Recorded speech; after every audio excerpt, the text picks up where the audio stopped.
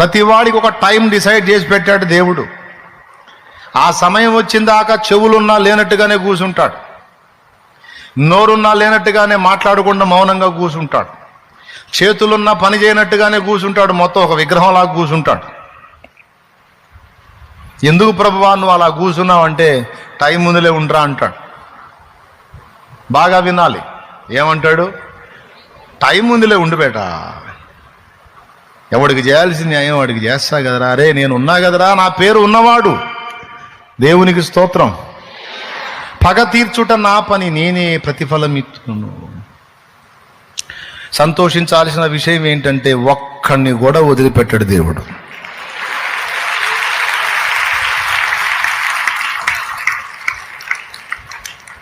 ఎవడికి చేయాల్సిన న్యాయం తప్పకుండా వాడికి చేస్తాడు.